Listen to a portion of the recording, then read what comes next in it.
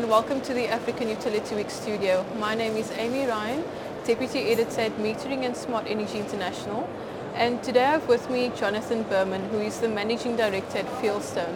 Welcome, Jonathan. Thank you, Amy. Thank you for speaking with us today. Sure. Jonathan, your background is more on the financial side in the energy sector. That's right. I mean, I've been involved in financing energy for about 30 years. Initially at big banks and now for the last 11 years with Fieldstone, and that's what we do. We raise financing for energy and some other infrastructure projects. Okay. Do you want to maybe tell us about some of your current projects or activities? Sure. So we're working more and more in renewables, as you would expect, although we still do traditional infrastructure, ranging from solar PV projects in South Africa, in Nigeria, hydro projects in Uganda, in Zambia. Still some old-fashioned coal as well. Botswana, we're working on a coal mining project right now. We have been working on coal to power in Mozambique as well. So it's a pretty wide range. Yeah, okay. And then what are some of the major financial challenges experienced by your local municipalities, your utilities, and maybe some of the local and national government? What are some of the challenges associated with the power infrastructure investment? Sure. Well, look, there's a lot of money around for energy these days, particularly renewable. You know, there's a wave of private sector money wanting to do solar in particular, and there's also a lot of money from development banks globally who want to support clean energy in Africa. So that's the good side. The difficult side is the power industry in most countries is dominated by state utilities. And even though they're allowing private investment, they want to be the party that buys the power under long-term contracts.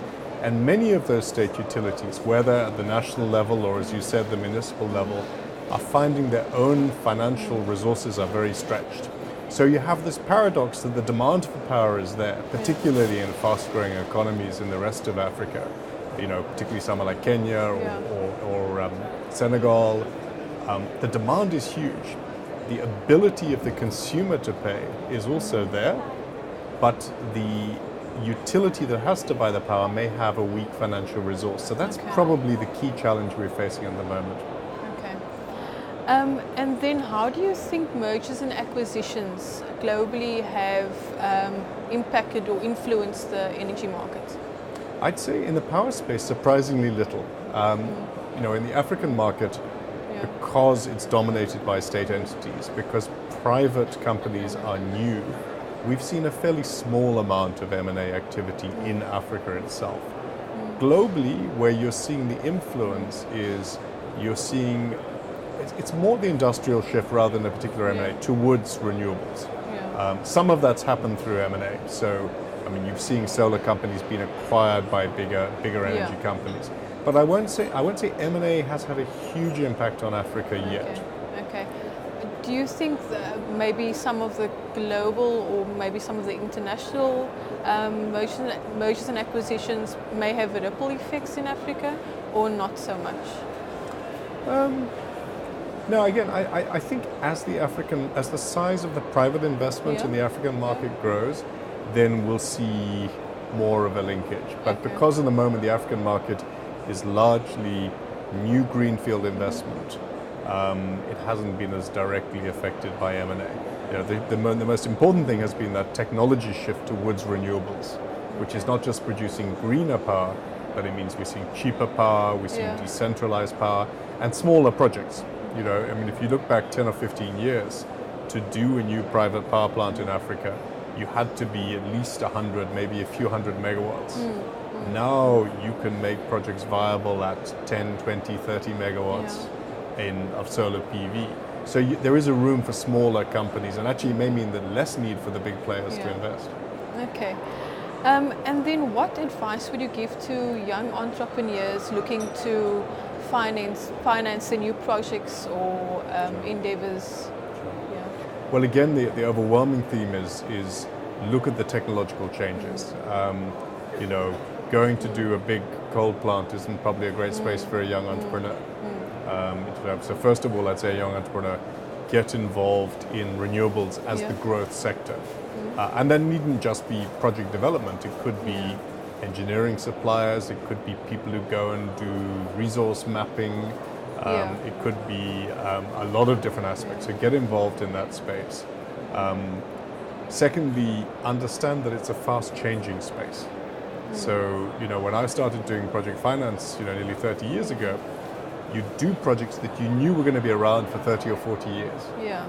Today, if you invest in energy projects, it's getting more like the IT industry as a trend. So it may be that you invest in something now that after 5 or 10 years is redundant. Yeah. So the risks are a lot greater. On the other hand, it's a lot more interesting and fast moving. So for an entrepreneur, it's actually a great space to be in. Okay.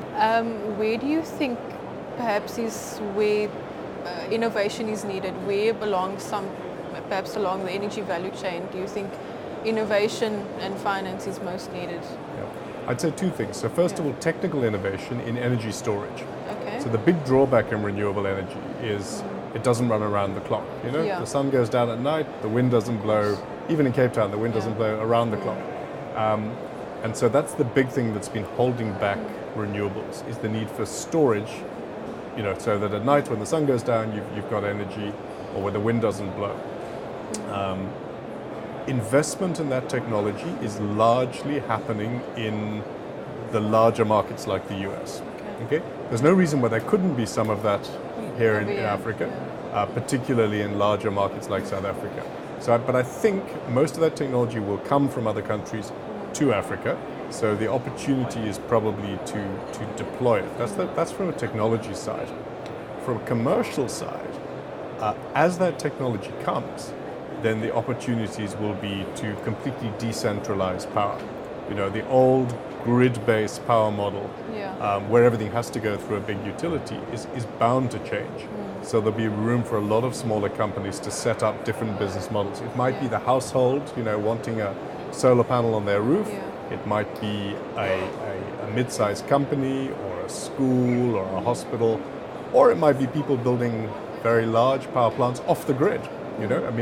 We all talk about the grid in power. Maybe we won't need the grid in future.